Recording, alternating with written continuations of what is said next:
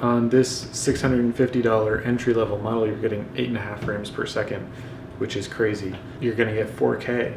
You're going to get a load of really great features, a lot of which are oriented at beginners, but also a bunch of features that, like all of the control points, dedicated control points, you know, all the dials and buttons are there so you can still operate it manually.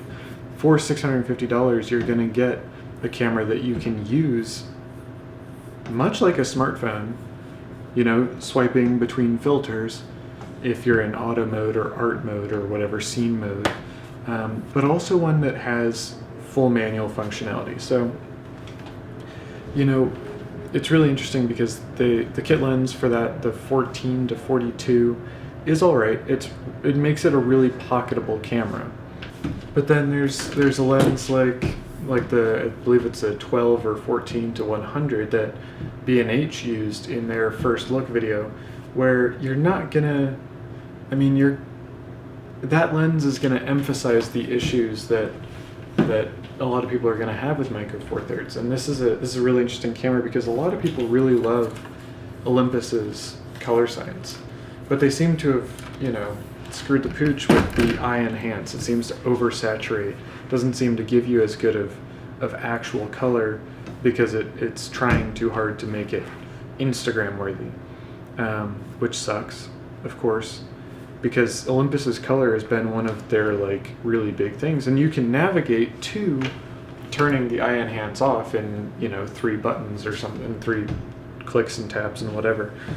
But what is so incomprehensible to me is a Micro Four Thirds camera at this price point selling at all. Because, and I know this is probably going to sound a little wacky, but people that are buying entry-level cameras, like dedicated cameras, want a dedicated camera. Not only they not only want it to be small so they can take it everywhere with them, but they also want it to be able to give them shallow depth of field and a flip-up screen so you can see yourself like a selfie mode or flip down or whatever.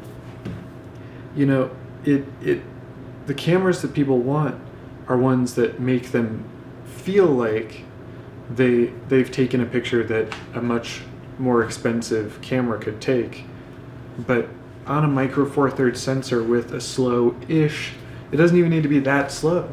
It could be even like, you know, an f2.8 or f4 lens, and it would still give you the same issues because it's still Micro Four Thirds. Like, you're not ever gonna get a shallow depth of field kit like you could with a much larger sensor. I mean, the 24 to 105 that I have, it's somewhere around here, that normally comes kit with Canon's full frame cameras, doesn't exactly give you shallow depth of field, but when you're at 105 it sure does. If you're doing like a portrait or something, it's shallow enough. So to give you the feel of the shallow depth of field, not to be actually as shallow as an f1.4 or f1.8 or whatever. But it, you know, the Olympus OM-D E-M10 Mark III, it's way too frustrating of a name, it won't allow, you know, entry-level photographers to get the kind of images that they would buy a dedicated camera to get. So what's the point?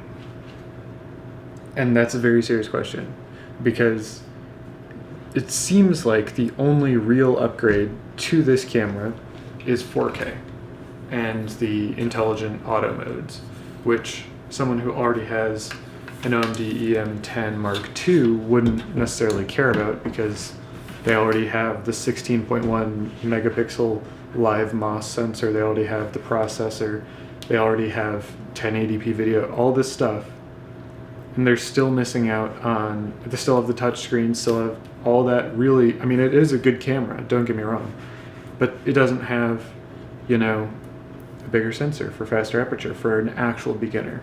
It doesn't have more megapixels for a user of the Mark II if they wanted to upgrade. It doesn't have, you know, a lot of things to make it a better camera for people who are wanting to stay in that kind of area. So it seems in a lot of ways like an annual update just to have an annual update, which is kind of interesting. But I guess it's at the right price point where that's acceptable.